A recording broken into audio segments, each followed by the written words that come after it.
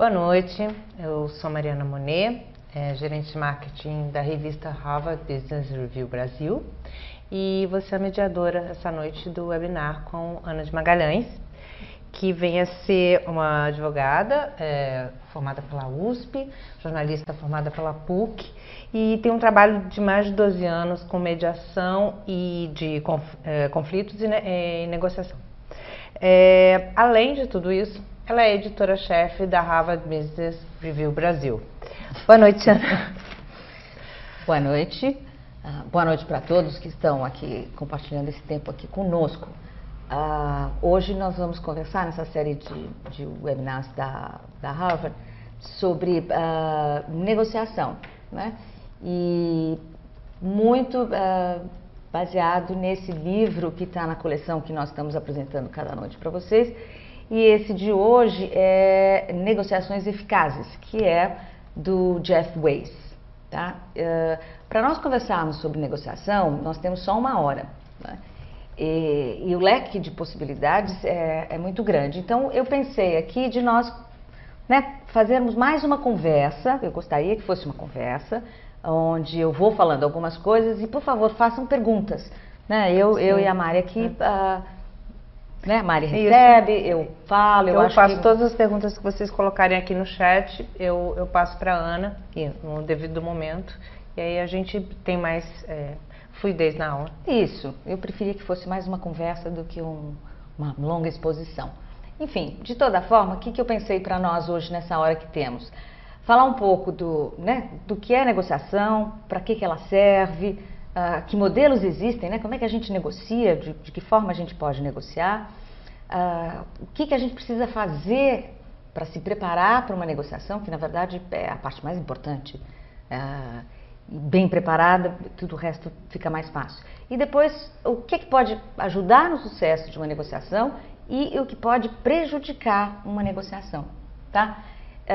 Então aqui pensando, eu vou aqui começar com vocês. Por que a gente negocia? Né? Nós negociamos da hora que a gente acorda, da hora que a gente vai dormir. Negociamos em casa, com a família, no trabalho, com parceiros, fornecedores, enfim, todo o tempo. Não é fácil, né? Não é nada fácil. E a gente negocia ou porque a gente precisa fazer alguma coisa na qual não conseguimos fazer sozinhos, então nós precisamos de algum outro, uma outra, vários outros, ou nós temos uma questão, um problema, um conflito, onde eu preciso do outro para achar uma solução. Tá? Numa grande caixa, a gente pode dizer que tem dois modelos de negociação. A gente tem o modelo da barganha, que é o que as escolas chamam de modelo por posições, né? Que é o seguinte: eu quero tal coisa, eu preciso de 10% de desconto, eu preciso de tanto prazo para entrega e tal. E aí você vai barganhar com o vendedor ou com o comprador, dependendo de onde você estiver. Como é que a gente vai fazer? E tem um outro modelo que é sobre esse que nós vamos conversar hoje, que nós acreditamos aqui, eu particularmente acredito muito nos cursos que eu dou aqui na Casa Educação e em outros lugares, que é conhecido como modelo de Harvard. Foi inventado há mais de 30 e poucos anos na escola de Harvard, e que é um modelo onde a gente não busca tanto posição, nós buscamos os interesses, não só os nossos, né? Estamos numa negociação, mas como é junto com outra pessoa, eu tenho que descobrir qual é o interesse da Mari, por exemplo, numa negociação. Se eu conseguir achar os interesses da Mari e satisfazê-los, vai ser muito melhor para nós duas. Então, essa é a ideia de uma negociação que a gente chama compartilhada, contributiva, né? Essa é a ideia. Eu vou aqui passar para vocês. Então, uma é baseada em interesses e a outra é em posição, tá? O que eu penso, né, quando eu estou numa ou noutra, né? Que comportamentos nós temos, né? E também isso é super importante porque nós temos que saber, né, quando negociamos, que forma nós vamos entrar nessa negociação. Se é por posição, é uma coisa assim, quando é que a gente usa, por exemplo? Nós usamos em relações comerciais, relações de consumo. Pensem vocês comprando um carro, um apartamento, uma blusa, enfim. É uma relação rápida. Eu não tenho um relacionamento que eu quero manter, né? A menos que vai sempre na mesma loja, enfim, fora isso, eu quero o melhor produto ou o melhor serviço pelo melhor preço. Então aí eu barganho e tá tudo de bom tamanho. Se eu tenho um outro tipo de relacionamento, ou seja, com um fornecedor que é bom para minha empresa e eu quero manter esse relacionamento, barganhar não é a melhor ideia. Se eu tenho uma boa equipe, bons funcionários e eu quero mantê-los, eu preciso negociar com ele na base do interesse. Tá? Imagine, claro. Repete pra gente aqui o nome dos dois tipos de negociação. Mudo aqui para vocês já. Isso. Uma, posições, o que eu quero, né? A outra é interesse, que é o seguinte, por que eu quero aquilo? Tá? É essa mudança que o processo de Harvard, a gente tem ensinado, as escolas modernas ensinam hoje, que é essa coisa da colaboração. Vocês devem ter, ou devem estar escutando em vários seminários, em várias escolas, tem um novo jeito de hoje de gerir empresas. Né? O líder, por exemplo, o líder, vocês sabem, esse não tem mais aquele líder impositivo. Hoje nós temos um líder colaborativo. As negociações não são diferentes, tá bom? Aqui, o comportamento que eu tenho depende do tipo de negociação que eu vou fazer. Então aí vocês estão vendo. Se eu quero por posição, eu estou querendo maximizar o meu ganho. Né? Quanto é que eu posso lucrar melhor, mais rápido. Né? Quando eu tenho interesse, eu quero ganhos para nós duas, no nosso caso hipotético aqui. Sim, né? Claro. Que é o chamado, que eu sempre faço uma ressalva, pessoal. A gente escuta muita gente dizendo, ganha-ganha, isso não existe. Né? Alguém sempre tem que ceder, tem até nome de filme com isso, né? Alguém sempre tem que ceder.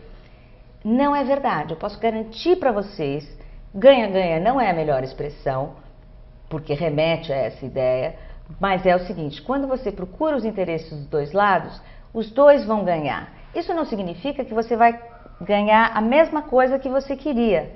Né? Pode significar, inclusive, que você vai ganhar outras coisas que você nem tinha imaginado. Então, é nesse sentido que é ganha-ganha. Então, não menosprezem muito a expressão, achando que é uma coisa muito infantil e tal, de você imaginar.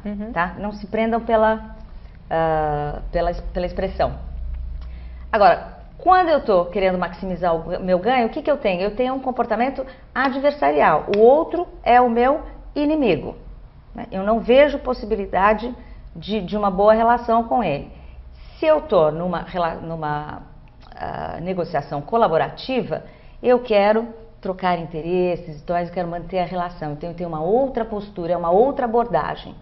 Quais são os meus comportamentos nesses dois tipos de negociação?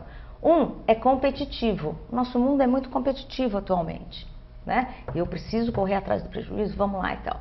Ok? Não está errado. É que não serve para tudo. O outro é colaborativo, como eu comecei dizendo lá no início. Eu preciso colaborar com a Mari para nós termos o melhor ganho possível para as duas. E qual é o resultado desses dois tipos diferentes? Mas só uma pergunta, eu também imagino que não sirva também para todos os momentos, o colaborativo. Não, boa. Não serve para todos os momentos, mas serve para a grande maioria. Entendi. Eu sugeriria, e sugiro sempre, para fazer a barganha, faça quando for uma relação de consumo. Né? E a barganha entra, a gente vai ver daqui a pouquinho, mas ela até entra, porque no final sempre sobra uma questão de preço, uma questão de prazo, né? Uma questão de... Enfim, sempre tem alguma coisa que você pode barganhar. Mas se você começou com uma negociação colaborativa no início, essa última questão de fechar não vai ser complicada. Aliás, a barganha nesse processo é a última coisa que vem. Talvez faça um ajuste fino da parte matemática da coisa. Exatamente, sempre tem dinheiro. O João Vitor tem uma dúvida. Buscar os interesses dos dois lados é sempre o melhor modelo para uma relação comercial? Sem dúvida, João Vitor, porque você, pense bem, eu não sei qual é a área do João Vitor, mas se for vendas, me digam um pouco de que áreas vocês são, porque às vezes muda um pouco como é que a gente pensa nesse modelo colaborativo. Mas comercialmente, sem dúvida, você tem um fornecedor, você tem um cliente. Será que é melhor barganhar com esse cliente o tempo todo? Porque quando você barganha, e a gente vê, esse é um exemplo do livro, você está negociando, diz, olha, o máximo que eu te dou de desconto são 10%. O outro diz, 10% eu não sei. Aí o outro diz, tá bom, eu posso te dar um pouquinho mais 1%, 2%, mas só dessa vez. Ele diz, bom, se você está dando isso, então eu também posso aumentar aquilo ali, mas só dessa vez. Né? João Vitor respondeu, ele é de turismo corporativo, tá? O Daniel é executivo. Bem, são tá bom. Turismo corporativo. João Vitor, você quer ter esses clientes o tempo todo, que eles voltem e que eles olhem para a sua empresa com a que fornece melhor valor para ele. Então, pensem nisso. Preço nem sempre é a coisa... Aliás, vamos ver já. Preço é a última coisa que você vai discutir. Né? Eu tenho um exemplo bom aqui. Eu sou editora de uma revista que quando a gente tem... eu faço parte do processo de conhecer os novos gerentes comerciais e tudo mais.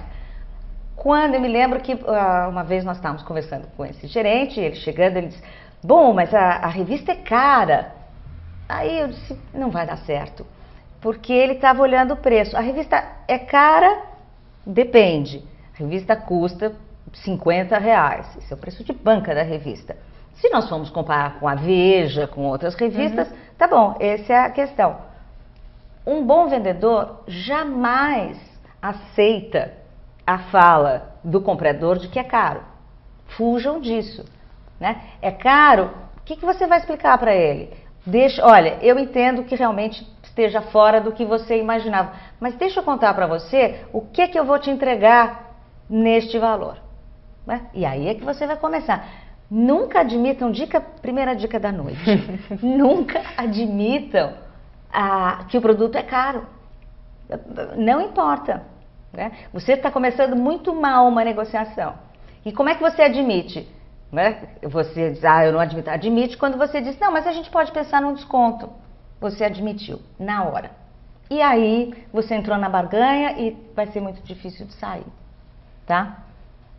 Então, voltando ali, como a gente está falando, quais são os resultados possíveis de uma barganha ou de uma negociação colaborativa? Numa barganha, eu tenho impasse. Naquela conversa que eu estava contando, eu dei tanto, olha, mas agora então eu preciso voltar, preciso ver com o meu chefe, com o meu departamento. Depois, não vai voltar do mesmo jeito, você já perdeu o timing. O que você vai dividir a diferença? Que essa conversa termina geralmente assim. Bom, então para evitar isso, que tal se a gente dividisse a diferença? Isso não te satisfaz. Você pode fechar um negócio rapidamente, mas você vai perder um relacionamento no longo prazo. Tá? Diferente da colaborativa, onde você resolve o problema, você expande recursos. João, você que está nessa coisa do turismo corporativo, que é uma área fantástica ultimamente, você vai começar a agregar mais serviços para eles. Quando eles perceberem que você tem interesse em resolver o problema deles. Tá? Então, eu sugeria para você pensar realmente nisso. Tá? Qual é a questão da barganha, né, de posição? Você sempre entra achando que as suas chances são altas. As pessoas acham, não, porque eu vou lá, eu tenho a faca, a expressão é essa, a faca e o queijo na mão. Isso mesmo. Ok. Você percebe que os recursos, o que eu estou falando aqui de recurso? Recurso, tempo, dinheiro, benefício, é tudo como escasso, então eu preciso resolver rápido, eu tenho pouco dinheiro, né? Eu preciso resolver rápido. E o que resulta disso? É que para eu ganhar, o outro tem que perder, ou vice-versa, tá? Não tem muita alternativa. O que dá nisso? A impressão é de que os meus interesses são conflitantes ou contrários com os da Mari. Né? Então, eu preciso ganhar de alguma forma, tá? Quando a gente pensa numa negociação colaborativa, e aí a gente está entrando, né? E eu estou deixando claro para vocês que é esse o tipo de modelo que eu defendo. Então, dúvidas, questionamentos, façam, porque aí a gente pode ir para frente. Mas é um processo, toda negociação é um processo. começa quando você vai se preparar para essa negociação. Nós vamos ver em seguida.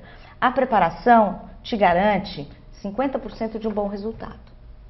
E pensem em negociações que vocês fizeram recentemente, tanto do ponto de vista pessoal, como do ponto de vista profissional. Qual foi o resultado? Vocês foram na barganha? Que resultado que vocês tiveram? Como é que vocês se sentiram com o resultado? Tá? Pensem um pouquinho e contem aqui para nós. Então, o processo de negociação começa, como eu disse, me preparando. E em seguida, se eu me preparei bem, eu vou pensar, eu vou fazer 4 passos seguintes. Né? Esse é o processo. Primeiro, eu vou identificar e definir qual é o problema que eu tenho, ou a questão que eu tenho. 2, entender esse problema e trazer os interesses à tona. 3, eu vou gerar soluções para esse problema. O que a gente costuma fazer é assim, quando chegamos nessa fase, e muitas vezes, mesmo ligações empresariais, geralmente você tem um grupo numa sala, outro grupo numa sala, na outra sala, e o negociador fica andando de um lugar para o outro. É o que geralmente eu faço. Vou numa sala, vou na outra sala, e nós vamos aproximando os interesses. Né? É isso que a gente procura fazer. Então, inicialmente, o que a gente diz? Pensem em alternativas. Sem pressão. Tudo é possível. Tragam ideias. Nós precisamos... A negociação, ela precisa de criatividade. Pensem fora da caixa. Tá? É fundamental para vocês acharem novas ideias e como aumentar esse bolo. Depois, o 4º passo é ter critérios. Eu pensei em 5, 10 soluções, todas elas servem? Provavelmente não. Provavelmente você vai ter 2 ou 3 que são possíveis, são elas que vocês vão colocar na mesa e dali vocês vão acertar mais um pouco até sair com uma única. Né? Essa é a ideia de criar bolo. Então são esses 4 passos, tá? Como é que é isso? Esses 4 coisas. O que que é? Pessoas. Separe as pessoas do problema. O que quer dizer isso? Muitas vezes nós começamos a negociar e eu olho para a Mari, já não gostei do jeito dela. Né? Ou então eu digo, tenho que ir naquela empresa, conheço, aquele negócio não dá certo, aquela empresa é terrível com prazo, não dá para conversar com eles. Tal. Aquele cliente é terrível. Aliás, comecem a pensar que o cliente nunca é terrível. Né? O cliente nos traz dinheiro, gente, então o cliente é bom. Ele pode ser pouco mais difícil em algumas coisas. Cabe a nós encontrarmos soluções com ele para ter uma boa relação. Tá? Então, isso significa que muitas vezes as nossas emoções atrapalham, porque eu começo a identificar como um problema a Mariana. Sim. E não a questão. E o nosso problema continua ali e eu não consigo avançar. Interesses. Concentre-se nos interesses e não nas posições. Já vou dar uma dica como fazer isso. Eu sei que falar é fácil, fazer nem sempre. Né? Opções. Crie uma variedade de opções. Critérios. Insistam que o critério tenha um padrão objetivo. Nós sempre podemos buscar em vários lugares padrões objetivos. O que eu estou querendo dizer com isso? Padrão objetivo. Quando vamos comprar um carro, tabela da FIPE, não é mesmo? Comparação de hotéis, preços de hotéis. Tem lá vários sites que nós podemos... Padrões objetivos. Você vai comprar um imóvel, preços de imóveis. Isso nos ajuda a conversar quando temos um pedido completamente fora, muito acima do padrão, ou também quando nós vamos fazer uma oferta muito abaixo. Né? Você então, tem uma linha condutora da conversa, vamos dizer. Isso, você precisa se valer de meios. Tá? Outra coisa que eu acho bom para colocar, que estou colocando para vocês. Estou falando de processo, não é mesmo? Então, nós temos 7 passos, que é o que a gente diz. Interesses, opções, que eu falei, critérios, e aí escolher as alternativas. E depois, do lado pessoal, o que nós temos? Nós temos que ter compromissos, temos que ter uma boa comunicação, né? E nós temos que ter um bom relacionamento. Como é que a gente faz isso? Primeiro vamos ver se está aqui, algumas perguntas básicas eu trouxe para vocês, depois vocês vão ter esse material, mas eu acho que é interessante. Quando nós estamos no competitivo, geralmente a gente faz perguntas assim, o que você quer? Né? O que você quer? Me dá uma posição. Qual seria a melhor pergunta? Por que você quer isso? Né? Tente descobrir com o cliente por que ele quer. Outra dica, um bom negociador fala pouco, pergunta muito. Porque se eu quero realmente entender os interesses dele e tudo mais, eu pergunto muito. Não tem importância, eu pergunto, eu checo, eu volto, deixa eu ver se eu entendi, é isso que você quer mesmo? Ah, tá, por conta daquilo? Isso serve para a pessoa que está na sua frente perceber que ela está sendo ouvida. As pessoas gostam disso, acreditem em mim, elas gostam de ser ouvidas. E para você checar se a sua linha de raciocínio tá certa. Né? Porque a pessoa pode dizer, não era isso. Opa, então, o que você queria mesmo? Eu pensei que fosse o prazo, eu pensei que fosse... Não, eu queria... tá bom. E você vai anotando e tal. Então, você vai aproximando. Porque quando a gente começa uma negociação, estamos aqui, né? O que a gente quer? A gente quer fazer o que a gente chama de aproximações sucessivas, até atingirmos um objetivo comum. Outra pergunta comum. Você aceita ou você desiste? Né? Essa pergunta é sim ou não, deixa pouca margem. Que tal? Quais são as diferentes maneiras possíveis de resolver isso? De novo, criar hipóteses, ideias. E se nós simplesmente dividíssemos, que é o que eu acabei de falar, que critérios podemos escolher para ter melhor resposta? Dizer eu entendo. Muitas vezes a pessoa acha que fez algum curso de técnicas de negociação, são importantes, esses cursos são importantes, gente, não estou... mas é que não é só isso, né?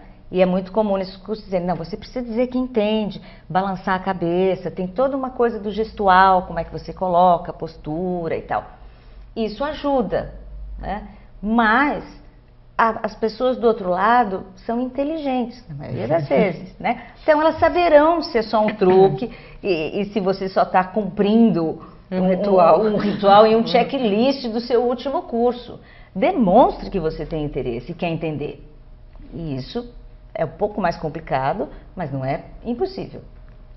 Outra coisa, onde a gente consegue força para negociar, né? Não, eu sei, eu estou bem, eu me preparei, eu tenho razão e eu vou em frente. Não te ajuda. O que me ajuda? Eu estou aberto a aprender do outro, eu estou aberto a entender realmente o que ele precisa. E aí sim, procurar caminhos alternativos. Como é que a gente faz isso? Tem uma telinha aí para vocês, eu imagino, né? Sim, sim. Autoconhecimento. Eu primeiro, para negociar com o outro, eu preciso conhecer a mim mesmo. Eu não disse no começo que a gente precisa conhecer o interesse do outro?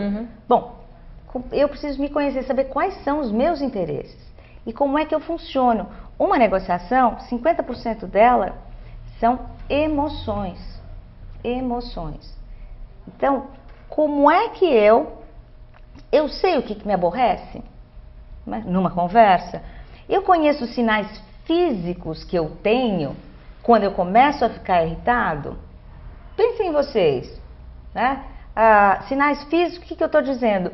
Eu coço a orelha, passo a mão no cabelo, começo a fazer assim, reviro os balanço, olhos, reviro os olhos, mudo de lugar na cadeira. Gente, isso é sinal claro que tem um incômodo. Eu preciso saber esses sinais, eu preciso me conhecer. O que me abala são pessoas que falam muito alto, né? São pessoas que não falam, né? Por exemplo, pessoas que falam muito alto, outra dica, né? São pessoas que conseguem muita coisa.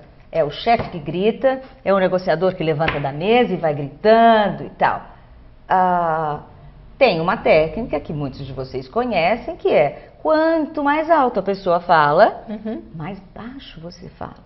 E você segue nesse tom por algum tempo e é inevitável, essa pessoa vai baixar o tom, tá?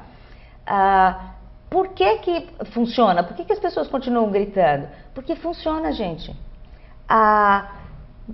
Quando nós estamos numa situação onde a pessoa está gritando, fazendo um escândalo, nós nos sentimos muito mal. Pelo menos a maioria de nós. Então nós queremos evitar aquela situação, queremos sair daquela situação. Então a gente acaba cedendo, né? Então um chefe que grita, um executivo que grita, um fornecedor e tal, ele grita porque dá resultado. Ele ganha pela força. Ele ganha pela força. Ele começou a ganhar quando ele era criança e fez um escândalo no supermercado. Sabe aquela criança que se joga no chão, grita e tal, e que a mãe desesperada ou o pai desesperado dá o que aquela criança queria. Opa, nós somos espertos. Então, ele começa a ir na escola, ele cresceu aprendendo que esse sistema dá certo. Não se intimidem, tá? Não se intimidem.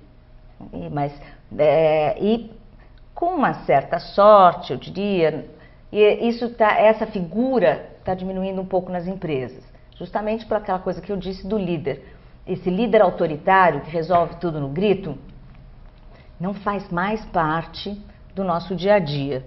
Ainda temos um ou outro dinossauro e nós estamos num processo de mudança, mas eu não acredito que seja a maioria da vivência de vocês, tá? Então eu preciso saber como é que eu funciono e eu preciso entender as minhas reações e preciso me preparar, justamente para não perder o controle, porque as emoções não devem me atrapalhar. Parece um jogo de pôquer um pouco, né? Se eu me conheço, eu sei que eu tenho um tique quando eu tenho uma boa carta na mão, então eu tenho que me vigiar para não transparecer isso, porque eu também não posso me alterar e dar... Claro.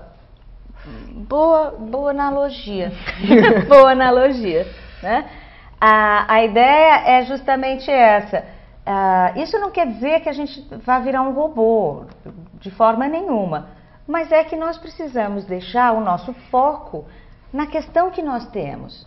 E quando a gente faz isso é que a gente se concentra na questão e não se perde achando que o problema é a pessoa, tá?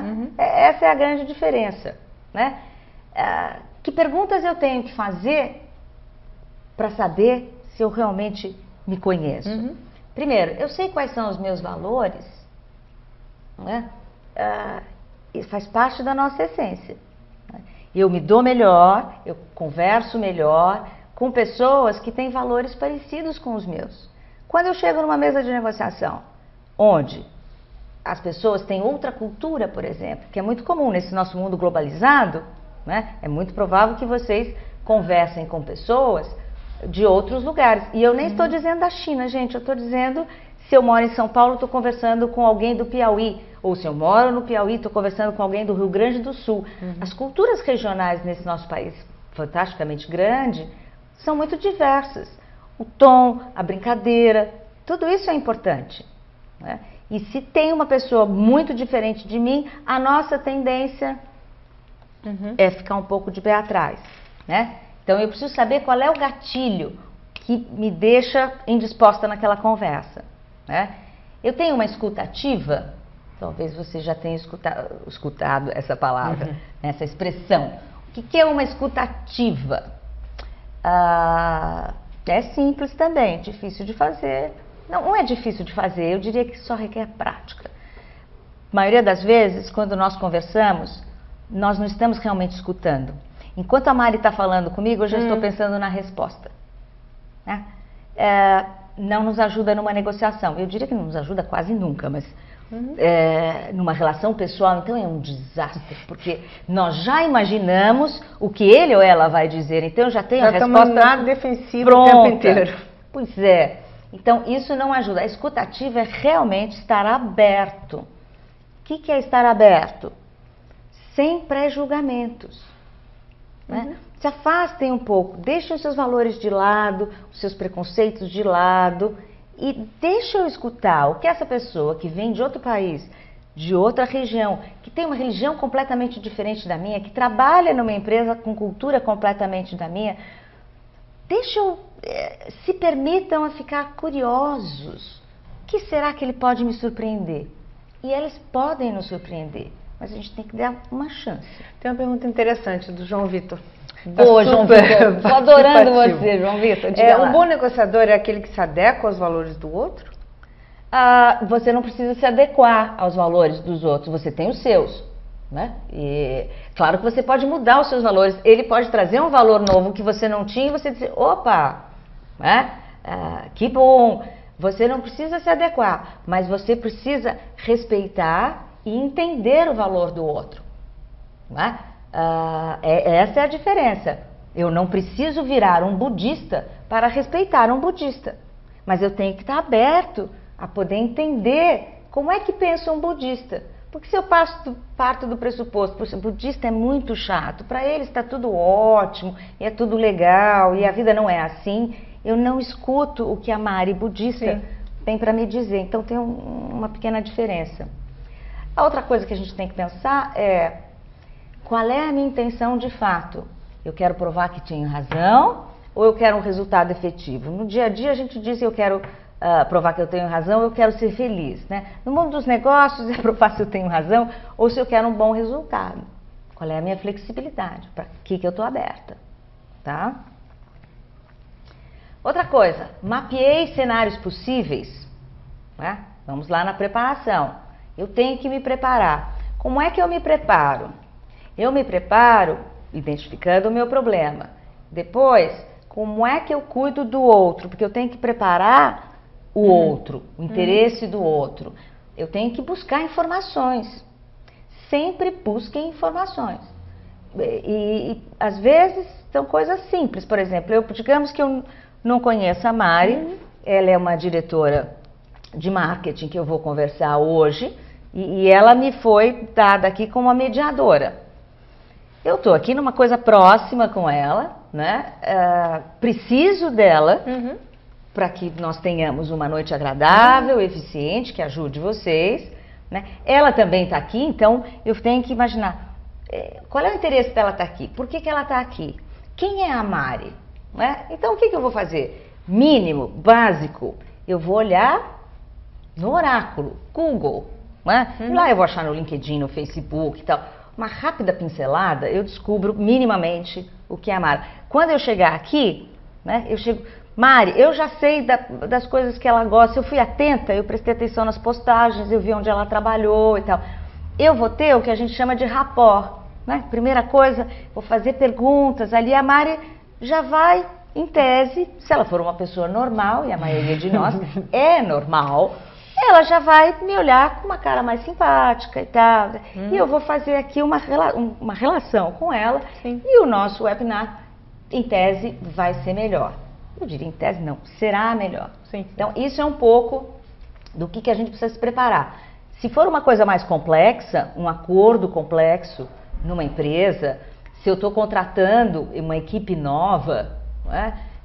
Isso tudo eu tenho que pesquisar. Por exemplo, uma coisa que acontece, eu já tive que fazer algumas mediações com esse caso, é alguém que vai pedir a cabeça de alguém da sua equipe, né? Chega lá para o diretor de RH e diz, olha, Joana, ela não fica aqui mais uma semana e tal. Primeira coisa, você pensou nas consequências de não ter a Joana? Né? Os trabalhos que estão sendo feitos, custo que vai ter para ter uma Joana 2, vou precisar de 3 Joanas. Quer dizer, eu preciso, de novo, me preparar para essa negociação. Não quer dizer que eu não possa pedir a cabeça da Joana, vejam bem, né? Mas eu não posso ter uma resposta do RH dizendo, mas não é possível, porque eu não tenho como contratar ninguém nesse momento e nós não podemos ficar sem a Joana.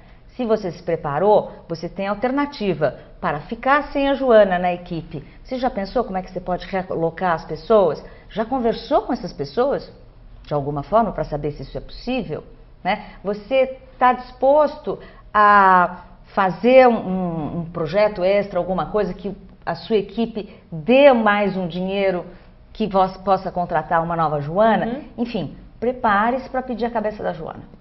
Não deixe a sua emoção, depois de uma conversa difícil com a Joana, provavelmente, que quando a gente pede a cabeça, tenho quase certeza que não foi a primeira conversa difícil com a Joana, né? Mas prepare-se, não deixe a emoção te levar, porque você não vai ter o melhor resultado E é muito provável que você fique com a Joana sabendo que você foi pedir a cabeça dela.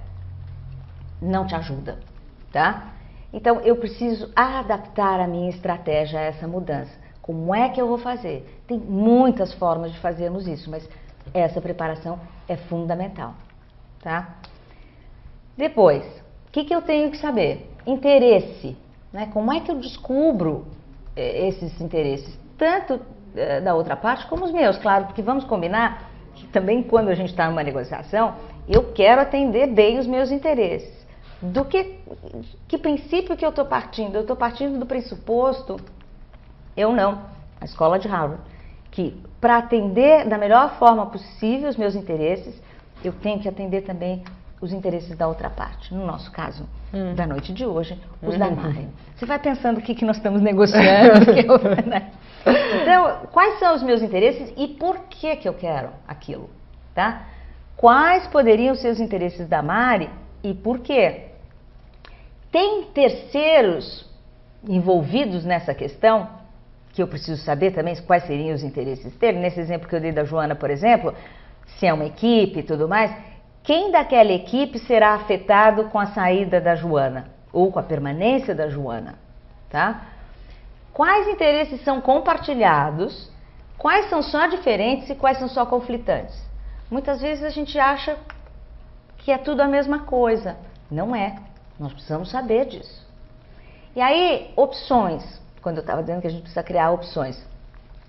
Façam uma lista. Se você...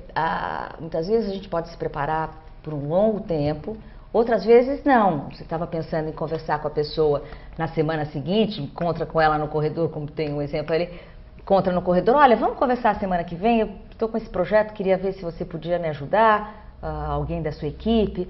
Aí a pessoa diz, não precisa semana que vem, daqui 10 minutos passa na minha sala. Opa, eu precisava, né, eu estava pensando que a conversa era em uma semana, 10 minutos, não importa, vai para o seu lugar, pensa naqueles 10 minutos, não será um trabalho tão longo, mas você consegue pensar, quem está envolvido, quais são os interesses dele em me ajudar, por que ele poderia me ajudar, né? Como é que eu faço para facilitar?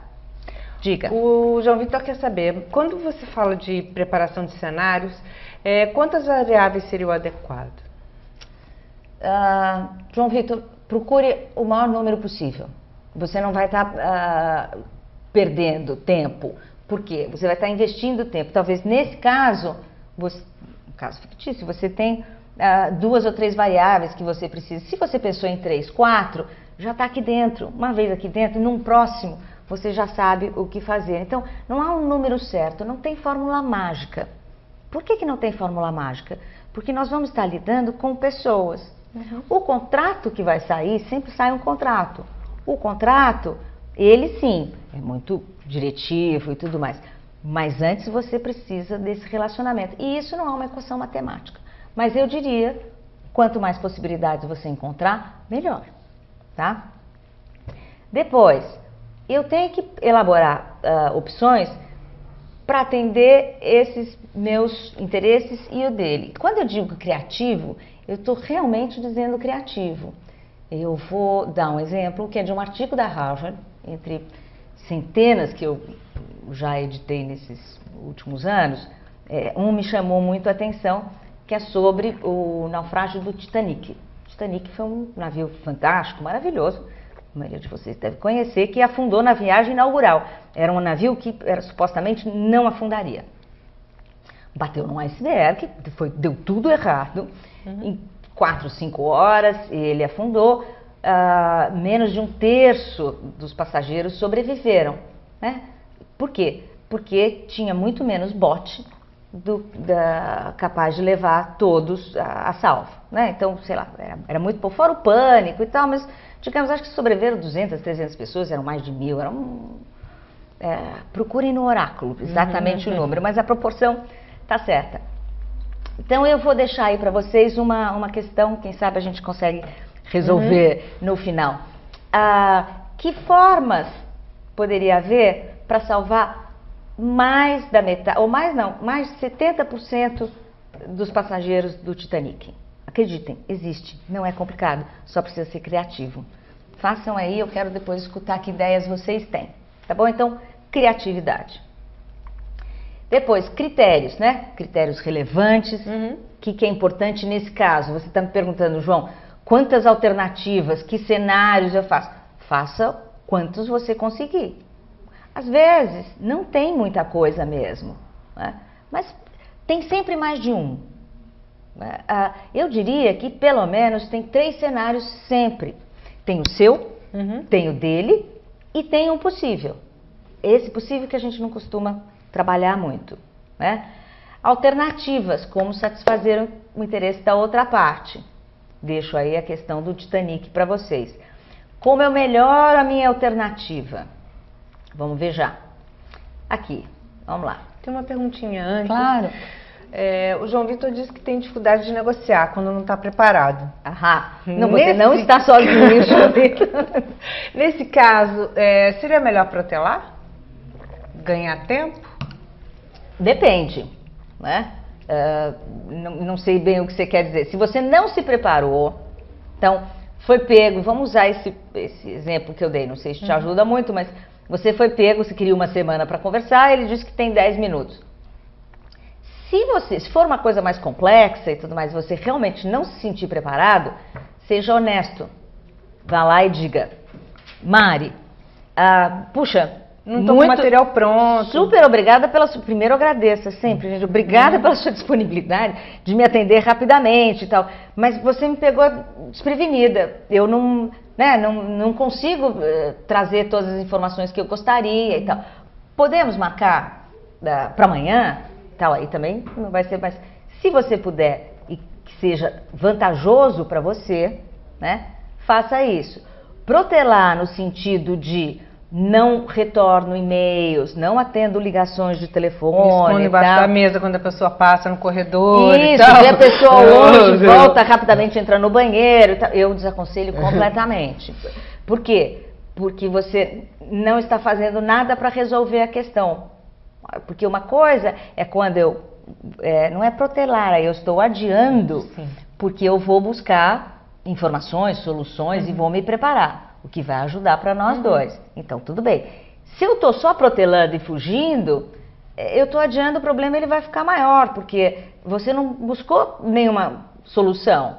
A outra parte não vai gostar. Então, quando você começar essa conversa, já está por aqui. Qual é o cliente que gosta de ligar e não ser atendido, né? Troca de lugar, aliás, empatia, se colocar no lugar do outro. Você gosta de telefonar para alguém, procurar alguém e não encontrar um fornecedor seu, por exemplo, né? Não gosta, então é melhor ter uma conversa franca do que ficar protelando, né? Eu diria, sem dúvida nenhuma, tá? Agora vamos pensar em maus hábitos numa negociação. O que é que não te ajuda? Tá? O que é que não te ajuda? Primeira, não enxergar o ponto de vista do outro. Então, é o que eu quero e eu não enxergo o ponto de vista do outro. Por quê? Vendedor. Esse produto é bárbaro, então eu saio para vender produto. O outro diz, esse produto é uma dor de cabeça. Dependendo do que eu quero, pode dar problema. Teve eu não me lembro agora exatamente o nome da empresa, mas ela criou, era de refrigeradores e tudo mais. Ela criou um sistema de cooling, né, que fazia tudo muito mais rápido, então gastaria muito menos energia e tal. A empresa achou que ia ser um sucesso absoluto, estava ali fantástica. Foi um desastre, foi um dos piores produtos que ela vendeu, gastou dinheiro em pesquisa e desenvolvimento, em marketing, uma série de coisas que deu errado. Por que deu errado? Porque ela não pensou em nenhum momento em checar a opinião dos compradores. Para essa peça servir, né, tem uma cadeia de produção, tinha que ter uma mudança muito grande na forma de fazer aqueles produtos, os refrigeradores. Era uma mudança de linha de produção grande, que custava muito caro. Portanto, o comprador não tem interesse, porque ele tem que mudar toda a linha de produção. É muito bom para o vendedor, em tese, mas não para o comprador. Isso é um caso clássico, é um estudo de caso. Então, pense o que você está fazendo, o que ele pode querer. Entenda o ponto de partida, né? do outro para chegar no final que você quer. Sempre estude o seu cliente, o seu fornecedor. De novo, estamos voltando para a preparação. Tem um caso clássico também na África. A África, como vocês sabem, é o nosso continente com grandes dificuldades e tal. Chegou uma empresa sueca num determinado país e observou que aquela população comia muito mal e tal. E tinha um lago fantástico e tal. Então, o que eles fizeram? Vamos providenciar a pesca, introduzir a pesca, porque tem alimentos e tal, fantástico. Gastaram uma fortuna para trazer um peixe que combinava naquela região e tal, colocar. Logo depois eles descobriram que aquela população toda que estava ali, peixe não fazia parte da dieta deles e eles não curtiam muito peixe, né? É um alimento muito saudável e tal, mas eles não curtiam peixe. Então os estoques foram se acumulando. Bom, então vamos fazer um frigorífico, porque aí também vamos ajudar os pobres dos africanos, porque aí eles vão ter trabalho e nós vamos vender o peixe para outras regiões que comem peixe. Olha que grande sacada. Então construíram um frigorífico. A África, né, mesmo subsaariana, temperatura média, 40 graus. Isso, imagina quanto é que você gasta para manter esses peixes no frigorífico. Mas tá bom, fazemos. Bom, não tem estrada para chegar até a capital e poder fazer a distribuição. Imagina, suecos, nós estamos aqui para isso, para ajudar esse povo. Constrói uma estrada muito boa, asfaltada, para 200 quilômetros tal de asfalto. Fantástico. Em menos de 2 anos tinha uma disrupção absoluta em quase 1.000 quilômetros quadrados, porque toda essa população vivia, de certa forma, isolada, não é mesmo? Porque não tinha estrada. Quando você põe a estrada, né, você faz todo mundo vir para lá e para cá. Ou seja, aí não tinha água para todo mundo, não tinha comida para todo mundo, você teve guerras tribais e tudo mais. Eu posso até continuar mais tempo, mas só para deixar, acho que eu deixei claro, que se você não procura o interesse do outro, você investe muito tempo e muito dinheiro e não tem nenhum recurso. Essa fábrica hoje está fechada, abandonada, coberta de mato e tal. Foi um projeto que os suecos gastaram milhões e deu tudo errado. Então, que nem sempre você sabe o que é melhor para o outro, se você não perguntar para o outro, né? Exato. Escutativa, interesse, como é que a gente resolve isso, né? E outra cultura, de novo, nem sempre o que é certo para mim é o correto para você ou o adequado para você. Então, a empatia, o ouvir, isso quer dizer, e também o conhecimento da cultura. Isso quer dizer, se uma pesquisa prévia tivesse sido feita, saberia rapidamente que peixe não faz parte do alimento consumido e não há o costume e eles não vão mudar isso. Então, também... Então, mas tem a ver com aquele negócio. Eu sei o que é melhor para o outro. Eu sei qual é a melhor forma de negociar. Uma prepotência cultural também. De todos nós, quando nós estamos ali, nós tendemos a achar, eu vendo esse produto, o meu produto é bom, né? Essa revista que eu faço, eu tenho grande prazer em fazer. Eu acho que é uma excelente revista. E sempre disse para sempre não, disse aquela vez para aquele gerente comercial, olha, então, nunca faça isso. 2, o que você precisa saber, o que é caro para o nosso leitor, tá? O nosso leitor médio, ele é uma pessoa de um excelente nível social. Nós temos, a maioria dos nossos leitores é gerente sênior para cima. Então, dinheiro, geralmente, não é um valor escasso para ele. Não é mesmo? Então, ele não considera caro, né? Pode ser caro para mim, para Mariana, para todos vocês aí, mas para o meu leitor não é. O que é caro para ele? Eu perguntei para ele, o que é caro? O que o nosso leitor não tem? O que ele valoriza? Porque nós valorizamos geralmente o que não temos. Ele olhava para mim assim, tal. Então ele não fez a lição de casa, ele está no preço. O meu leitor não tem tempo, como muitos de vocês não têm. Então, ele não tem problema em pagar 50, 60, 80. Se você trouxer tudo que ele precisa. Se eu trouxer um conteúdo que ele vai ler, ele vai dizer, nossa, putz, é isso que eu estava precisando, se quiser é ótimo, posso aplicar ali, vou ver, vou ler mais. Tá? Esse é o valor escasso para ele, tempo. Então, ele não quer ler 5, 10 revistas. Ele vai achar o que ele precisa ali, ele sabe. E o nosso leitor sabe, porque os nossos leitores gostam de manter uma biblioteca física, é fantástico, isso é muito legal. Verdade. Enfim, então prestar atenção no que é valor para o outro, o que é importante para o outro. 2, nunca deixem o preço ofuscar o interesse. Preço vem depois. Claro, quase sempre as negociações começam com preço. Vocês já sabem, a partir de hoje, se é que já não sabiam, que se começar assim, você desvia e vai para o valor. Né? Demora um pouco, pessoal, precisa treino. Né? Vocês têm que leiam os livros, façam os cursos, conversem com pessoas que vocês sabem que são bons negociadores, né? E vão melhorando a capacidade de vocês. Veja, tem gente que nasce com talento. Né? Mozart nasceu com talento, pensem, né? Phelps nasceu com talento e tal. Só eles são fantásticos? Não. Né? Quem não nasceu com talento, se esforça e vai virar um excelente profissional. Então, se nós não temos um talento nato para a negociação, algumas pessoas têm. Né? Elas não precisam fazer esforço nenhum. A maioria não tem, mas a maioria pode aprender. Né? O talento só nos ajuda um pouco. O aprendizado está aberto para todos nós. Então, não se deixem desmotivar, porque para mim é mais difícil. Talvez seja, mas dá uma olhada, não é difícil. Não é difícil. A prática também ajuda muito. O que eu falei? Numa negociação, 50% emoção, 50% aspectos econômicos. Então, o preço não é tudo. Tá?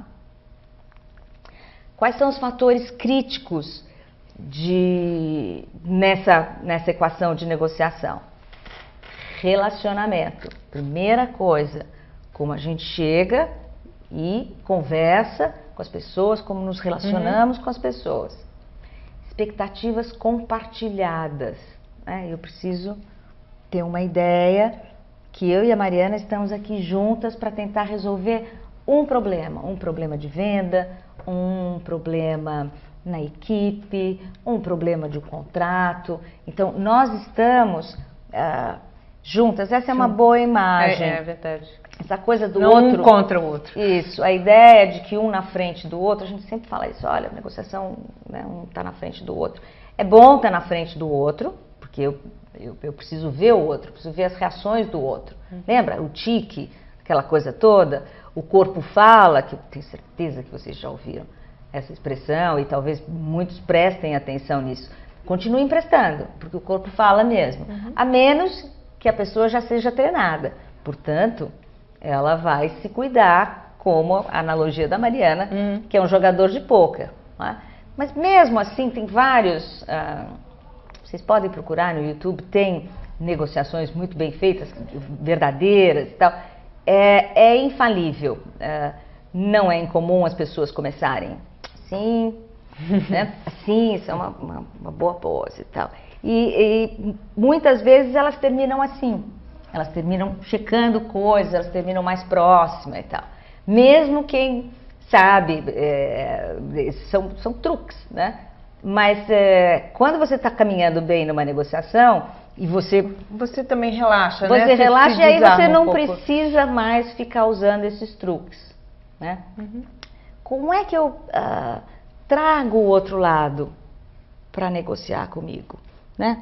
Eu faço várias perguntas. Nós estamos todos meio reticentes numa negociação, né? Eu não entendi bem, vamos ver o que está acontecendo e tal. Contem alguma coisa, deem informações. Se você quer que a pessoa compartilhe interesses com você, tome iniciativa. Você tome a iniciativa, né? Quem sabe o João Vitor está pensando, poxa, Ara, mas eu tenho que contar tudo? Não, João Vitor, não tem que contar quase nada.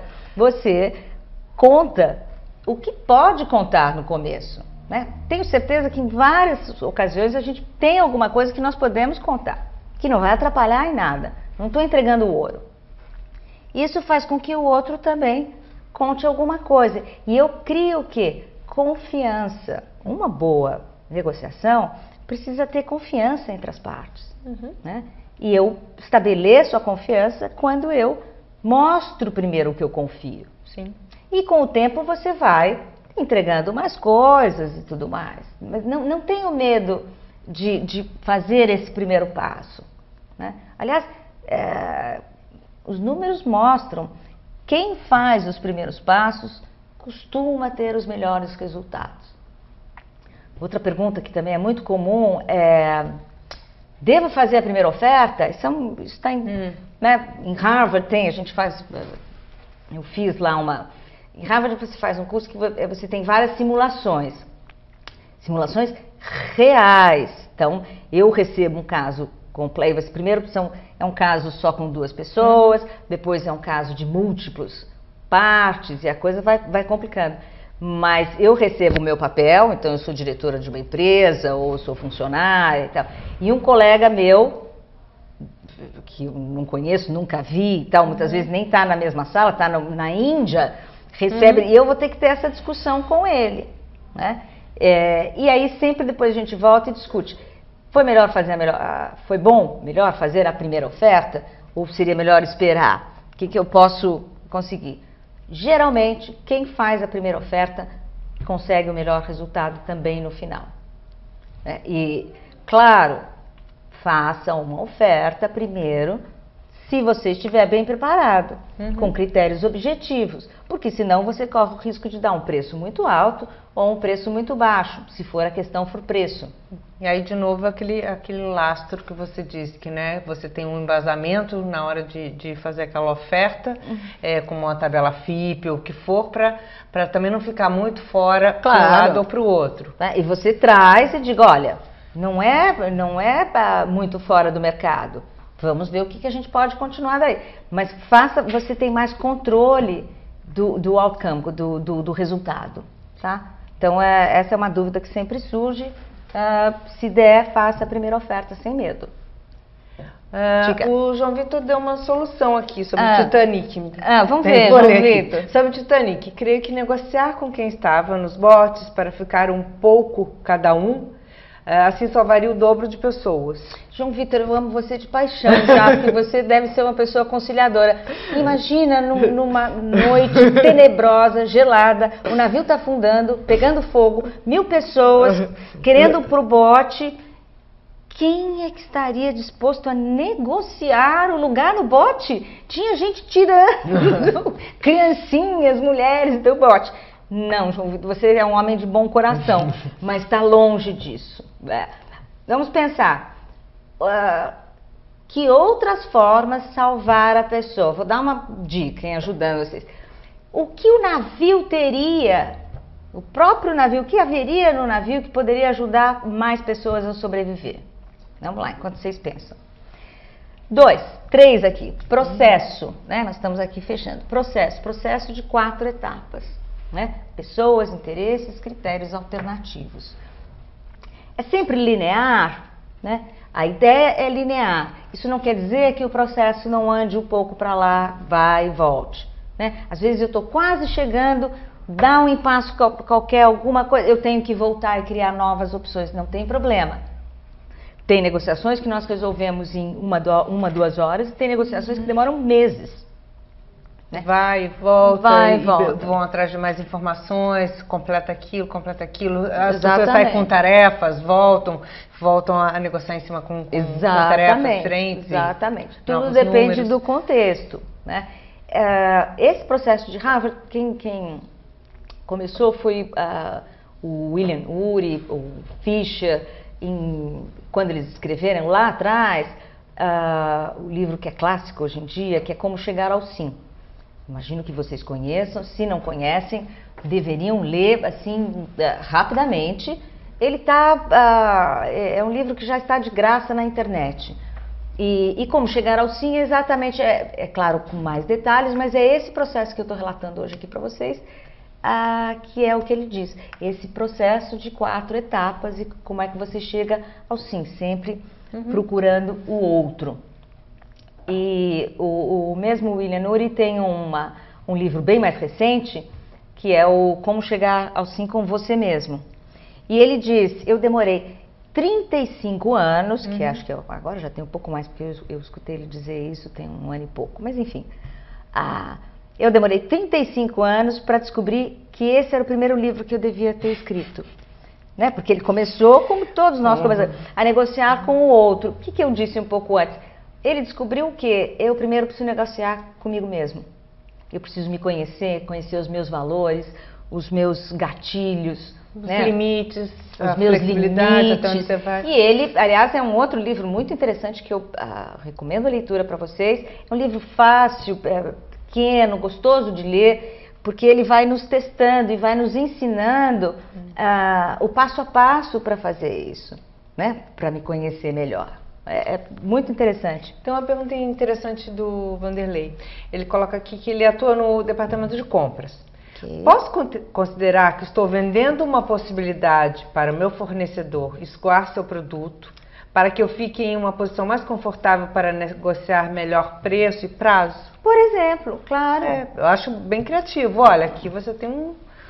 Você, conosco, nós temos uma parceria, por exemplo, se você imagina você tem conosco, nós estamos em vários estados ou várias cidades e tal, nós colocamos seu produto em evidência, né? Eu imagino que seja bom para você. E nós também temos interesse em ficar com você. Por quê? Porque nesses últimos anos, nesses últimos meses, aí, né?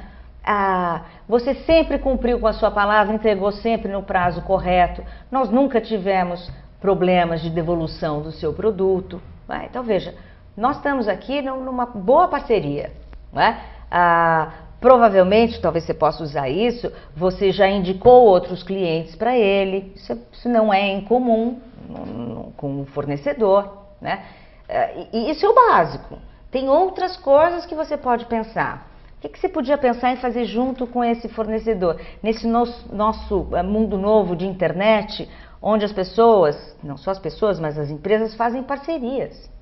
Que parceria eu posso fazer com né? A empresa A e a empresa B, juntas, indo para uma outra região, lançando um novo produto, enfim, criatividade. Eu não sei, Vanderlei, o que é exatamente, mas pense absolutamente qualquer coisa, liberte-se. A ideia é essa, liberte-se.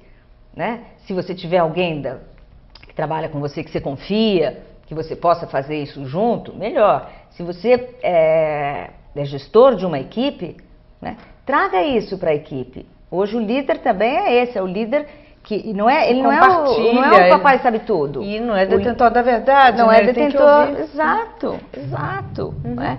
Ouça os seus colegas de trabalho ou os seus subordinados, peça ideias, sentem e digam, olha, a gente está valendo tudo aqui. Ninguém está gravando e tal, né? Uma brincadeira, mas enfim, tenham ideias e depois vão chegar às ideias viáveis, né? Esse brainstorm não vai, né? Não é daí que você vai usar tudo, claro que não, mas vai trazer ideia nova. Essa sua é uma boa. Interesses de todos os envolvidos, acabamos de falar isso de novo. Por último, o preço, gente, por último, o preço. Diga. Outra coisa, focar demais nas posições. Eu cheguei pedindo esse desconto, eu cheguei pedindo aquele prazo, eu só aceito nestes termos, né? É a posição, o que eu quero o tempo todo. Quando a gente foca muito na posição, nós esquecemos do interesse. Porque a posição é o que está aqui em cima. É fácil de ver, porque é o que eu chego na mesa dizendo o que eu quero. O interesse geralmente está mais para baixo, está mais escondido. No Titanic, por exemplo, a posição era, né, tinha aqui um pequeno iceberg. Né? O que eles não sabiam é que era uma coisa gigantesca que destruiu aquele navio indestrutível. Então, os interesses estão lá embaixo.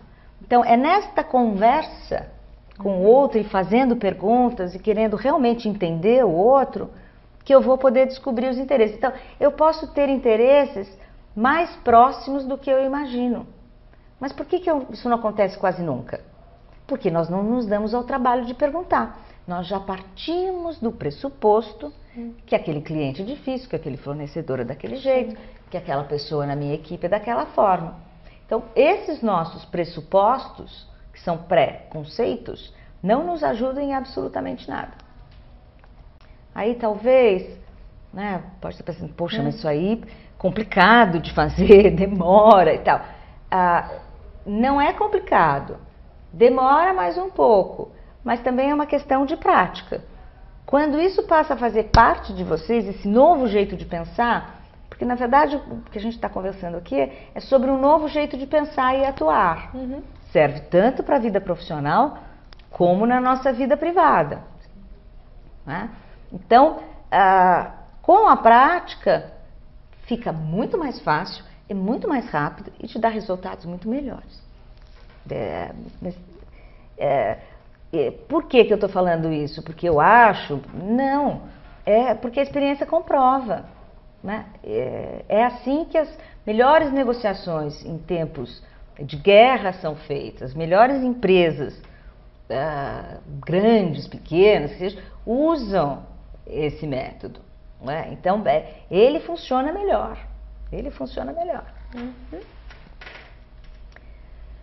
De novo, trabalhar muito para tentar achar um ponto em comum, né?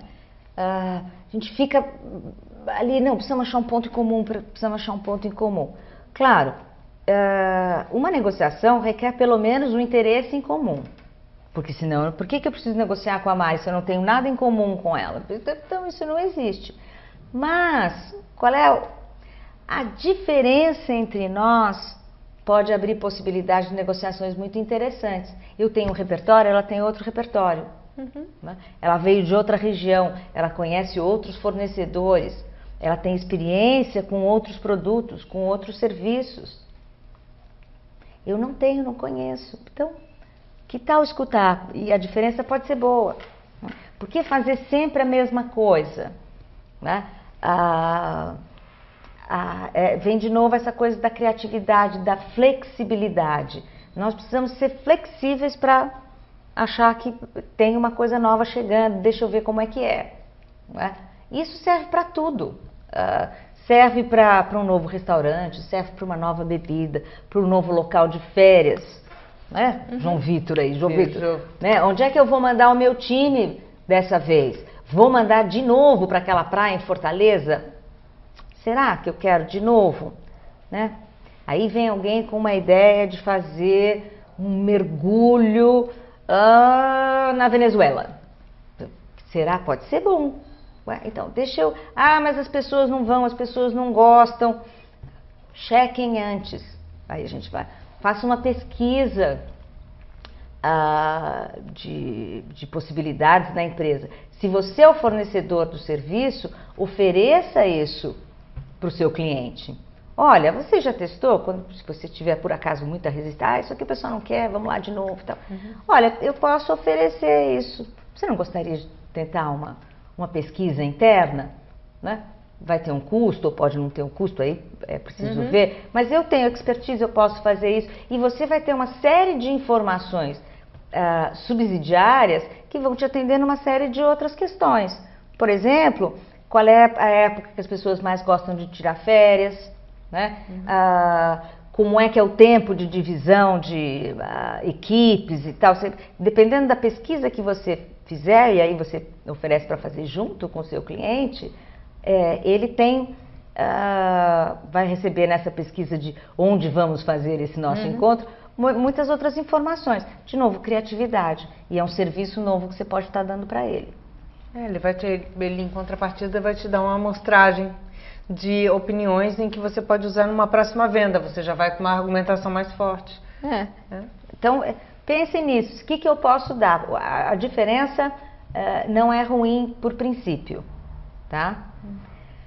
Negligenciar a melhor alternativa. O que é isso? Né? Toda vez que eu vou para uma negociação, seja ela qual for, o cinema de sábado à noite, eu tenho que saber, se eu chegar lá, tiver fila e eu não quiser entrar, né?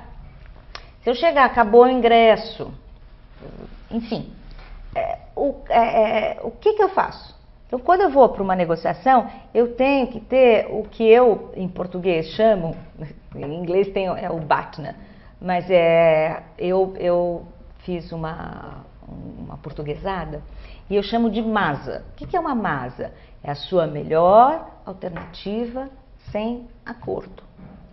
Então, se essa minha negociação com a Mari não der certo, o que eu tenho? Né? Por que isso é importante? Porque isso me ajuda a saber até onde vale a pena eu negociar. Se a Mari me oferece uma série de coisas e eu tenho aqui uma coisa melhor do que ela está me oferecendo, nós criamos alternativas, pensamos em várias coisas, mas não estamos chegando num ponto melhor do que eu já tenho, não vale a pena fazer essa negociação. Agora, se você não se prepara e não sabe, você pode estar entregando muito mais do que seria necessário. Vamos pensar num exemplo, eu quero um aumento de salário, muito comum para todos nós, acho que, né? Eu quero um aumento de salário. Ótimo. Qual é o meu interesse? A minha posição é, eu quero um aumento de salário. Qual é o meu interesse? Eu quero um aumento de salário por que razão exatamente? Porque eu gostaria de fazer um MBA e eu não estou podendo pagar nesse momento. Eu quero um aumento porque eu estou trabalhando mais do que os profissionais do mesmo nível que eu, na mesma empresa que eu, ou empresas semelhantes, e eu estou ganhando 10, 15% a menos ou mais, né? Eu quero um salário porque as despesas em casa aumentaram, ou eu me divorciei e a minha família mudou-se para outro lugar, ou eu fui transferido para outro lugar. Enfim, são muitas razões porque nós queremos um aumento de salário. Então, quando eu vou negociar o aumento de salário, eu preciso primeiro, ter uma boa masa. Qual é a melhor masa nessa situação? Eu tenho... O que eu já tenho? O que você já tem? Quando eu vou negociar, quando eu peço um aumento para o meu chefe. Você já tem um não. Não, eu já tenho uma outra oferta de trabalho em outro lugar. Também você tem que se calçar. Essa é a melhor masa que eu tenho. Tá Sim, bom? mas nem sempre a gente tem isso, essa, né? É que a gente tem masas muito fortes Sim. e a gente tem masas mais fracas. Quem vai negociar já tendo uma oferta perfeita, mas na verdade eu gosto do pessoal já aqui, é mais conveniente e tal, ótimo, o seu poderio de negociação é muito mais forte. Se eu não tenho essa oferta, né, mas digamos, eu tenho uma reserva que dá ali para uns 6 meses, um ano, ok, também, eu posso ir lá negociar, porque você tem que partir do pressuposto que o não você já tem, né? O não, o cara, né? Então, mas veja, a minha masa vai diminuindo. Primeiro eu tenho uma oferta, depois eu tenho um colchão de 1 ano, depois eu tenho um colchão de 6 meses. Bom, depois sempre tem a casa da minha mãe, então, né? Então, eu preciso saber qual é a minha melhor alternativa sem acordo. Se eu sair de lá sem o aumento do chefe, é que isso me leva a saber quanto eu vou negociar. Outra coisa, eu tenho que ser criativo nisso. No caso, vamos pensar até o contrário. Eu sou o chefe e a Mari vem me pedir um aumento. Eu preciso descobrir com a Mari por que ela quer o aumento. Sim. Né? Porque senão eu só vou dizer não já de cara. Porque eu não tenho dentro do meu orçamento esse dinheiro. Não é nem porque eu não gosto da Mari. Né? Vamos tirar vamos pensar até que eu gosto muito da Mari, mas eu não tenho no orçamento esse dinheiro. O que eu faço? Né? Eu quero saber por que a Mari quer o aumento. Vamos dizer, a Mari diz que quer fazer um MBA. Talvez você tenha a possibilidade de, dentro do RH, fazer uma permuta com o MBA. E aí você me entrega isso na forma de produto. E aí, de alguma forma, não tem dinheiro envolvido e eu ganho o que eu preciso. Isso, tá vendo? Mas eu tenho que saber, Exatamente. Eu tenho que ir atrás. A Mari pode estar achando essa coisa de que, poxa, eu estou ganhando menos, né? Bom, deixa eu ver, quem sabe uma realocação, né?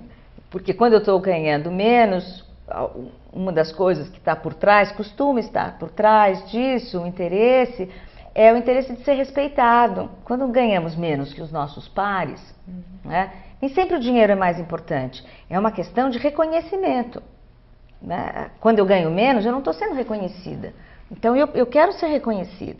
Uma outra forma de ser reconhecida é se transferida para uma nova área que está entrando, ou dirigir uma pequena subsidiária em outro estado. Né? Então, vejam, eu preciso, de novo, qual é o interesse da Mariana? Exato. Né? Se ela quer reconhecimento, é esse. Se ela quer fazer um MBA, eu posso, né, fazer essa troca. Outra coisa, esse outro exemplo é um caso real, não tinha o dinheiro, não era MBA nem nada, era dinheiro mesmo. Era dinheiro porque ela queria comprar um apartamento e tudo mais. Aí não havia muito como a empresa pudesse ajudar nesse caso. Aí eles foram pensando, o que ficou resolvido? Ela se comprometeu a procurar alternativas para deixar o trabalho dela mais eficiente com a equipe e tudo mais. E se ela trouxesse um X a mais, né, dentro do que da equipe já vinha performando e tudo mais, sairia dali o aumento dela. Veja, é a melhor solução possível? Eu não sei, mas para eles foi perfeita. Sim. Funcionou muito bem. No caso, ela teve estímulo, né? Foi um estímulo, ela teve reconhecimento, ela teve o dinheiro e a empresa teve um crescimento. E melhor ainda, depois de 2, 3 anos, ela foi promovida a uma VP fantástica e tal. Por quê? Porque aquilo ficou registrado, é uma pessoa que traz valor para ela e para a empresa. Então, é isso. Então, pensem bem qual é a sua melhor alternativa sem acordo. Isso leva você sempre se preparar, mas saber até quando vale a pena negociar, tá? Tanto pessoalmente quanto profissionalmente. Por último, fracassar em reconhecer uma visão distorcida, ou seja, eu errei. Né? Eu não tenho o mapa todo, porque geralmente a gente tem que dizer, mapa não é território, não sei se alguém já escutou essa expressão, mas é isso, é bom termos um mapa de toda a região e não só a nossa trilha, né? Porque caiu uma árvore, choveu, perdeu a trilha, e então, eu fico ali? Não, eu tenho que saber quais são outros caminhos possíveis para eu inventar e para eu buscar. Então, se eu só fiquei naquela minha trilha e não fiquei flexível, não fiquei aberto a mudanças, estou com um viés torto. Isso não vai me ajudar. Então, e de onde é que vem geralmente essa visão mais distorcida, esse viés mais difícil? É porque nós costumamos valorizar aquelas pessoas que para nós são mais honestas, mais éticas, mais talentosas.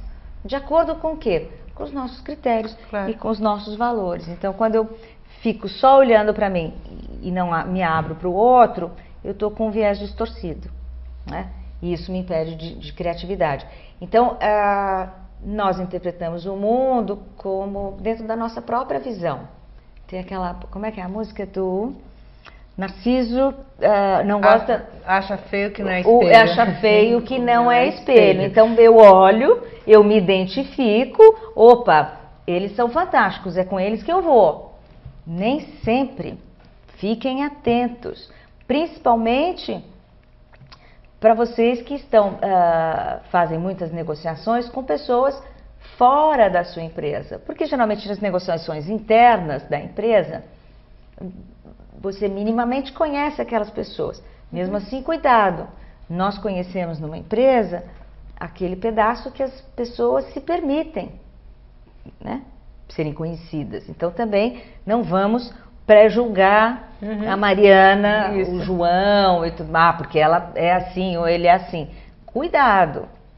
Nós temos mais indícios, verdade, né? E com pessoas que trabalhamos, nós temos índices de produtividade, nós temos uma série de coisas que nos permite conhecer melhor aquele terreno e saber com quem estamos lidando, mas nem sempre é o ideal, né? Então, cuidado. Com pessoas fora que não conhecemos, mais cuidado ainda, tá?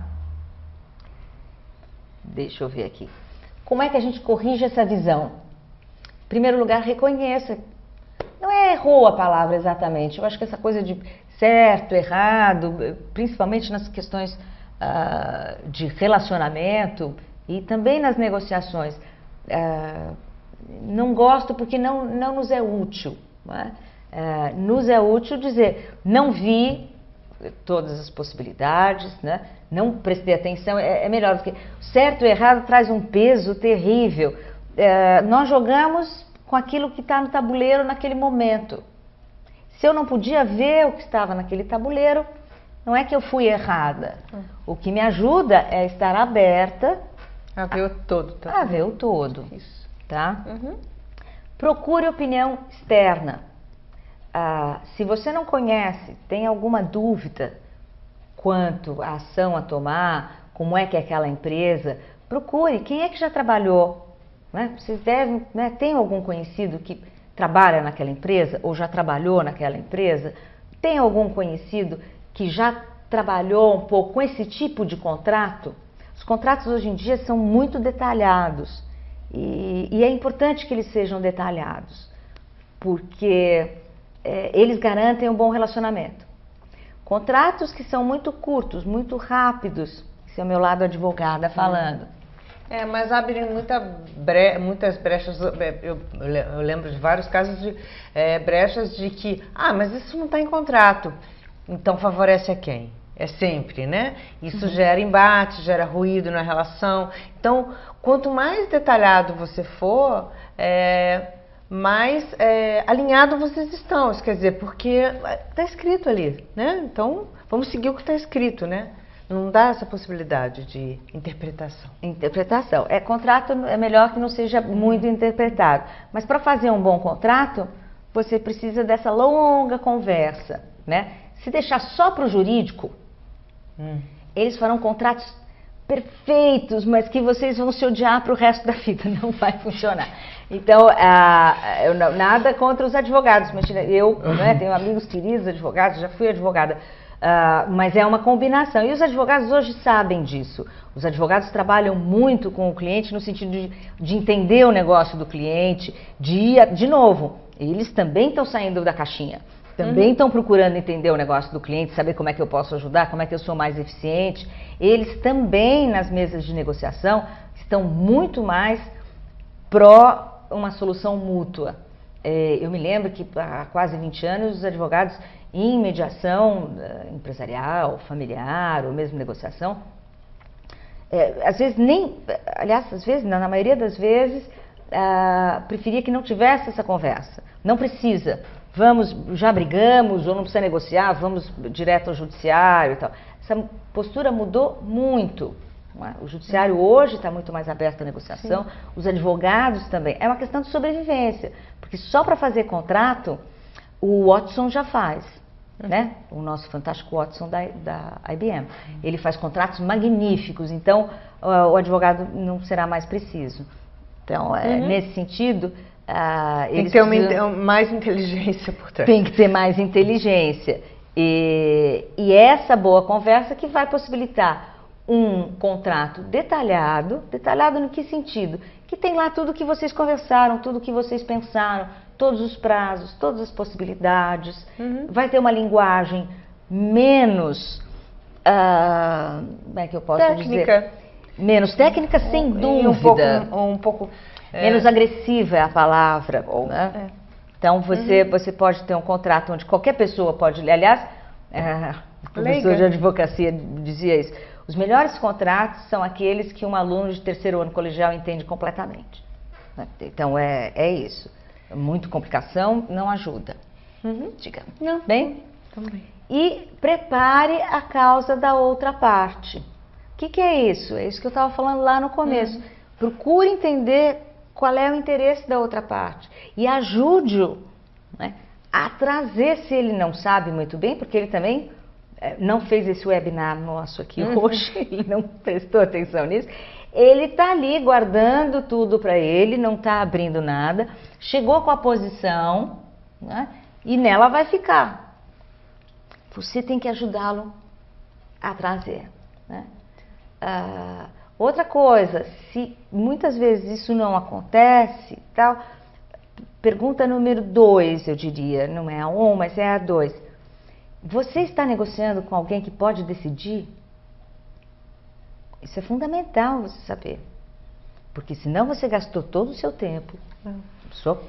E ele vai voltar para quem decide com a opinião dele, as impressões dele, a fala deles, quer dizer, o que ele captou de você, positivo, negativo, quer dizer, você vai ter um tradutor no meio da sua conversa, né? Que pode ser para o bem ou para o mal, né? Se você fez um bom convencimento. Então, acho que estamos na... Estamos ali? Tá. Titanic, nem o João Vitor? Não, o João Vitor só colocou aquela questão sobre o Titanic, sobre a negociação dentro dos botes. O Titanic era o seguinte, ele tinha várias possibilidades. Tinham mais de 10 mil portas no Titanic. Se eles tivessem cortado as portas e posto, elas flutuariam, então uma pessoa, enfim, não é o ideal, mas não afunda, não fica debaixo d'água. Eles tinham mais de 50 carros, cada carro tem 4 pneus. Se você pegar cordas, que também tinha juntar 3, você fica em cima. Agora, o melhor de tudo era levar as pessoas de bote até o iceberg, que estava ali do lado. Tá? O iceberg não vai para lugar nenhum, o iceberg não era alto, era uma coisa fácil de subir, um platô. Ninguém morre de frio em cima de um iceberg por 3, 4 horas, que foi o tempo que o Carpathia, que foi o navio que chegou lá em primeiro lugar, veio salvar as pessoas. Então, vejam só, era pegar o bote, põe a pessoa lá, pega o bote, volta, os mesmos botes. O navio não saiu do lugar, nem o iceberg saiu do lugar. Então, vejam, salvariam mais de 70% das pessoas. Ninguém pensou. Pior ainda, a tripulação, feito isso tudo, deveria ter imaginado isso. Por quê? Porque alguns anos antes do acidente do Titanic, houve essa solução. Um cargueiro aconteceu a mesma coisa, e os tripulantes, tá bom, aí não tinha milhares de passageiros. Mas, no caso, o iceberg do outro acidente era alto, assim, muito mais difícil. E mesmo assim os marinheiros ficaram pendurados ali e conseguiram. Essa notícia, em 1912, que eu acho que é a data do afundamento do Titanic, deve ter sido de conhecimento geral, que foi uma façanha, isso nunca tinha acontecido antes. Mas o que aconteceu? Naquele desespero daquele navio que nunca poderia afundar, está afundando, aquele caos, nem o capitão, nem as pessoas aí tiveram cabeça, porque a emoção tomou conta e o resultado foi aquele, né? E eles poderiam ter ido todos para o iceberg. Tá bom? Então, eu acho que esse é um bom exemplo para eu terminar sobre a questão da criatividade. Eu queria, acho que estamos no final, sim. Agradecer muito a presença de vocês, todos aqui, as perguntas e pela disponibilidade do tempo de estarem aqui conosco, pela Mari, que está aqui dividindo esse espaço. Depois podemos saber o que vamos negociar. Pela Casa Educação, pelo convite, e foi um prazer dividir esse tempo com vocês. Boa noite. Gente, boa noite. Como eu prometi aqui no chat, eu vou cobrar a administração de envio do material desse webinar e dos anteriores, tá? Vocês têm a minha palavra. E boa noite, gente. Tchau, tchau. Tchau.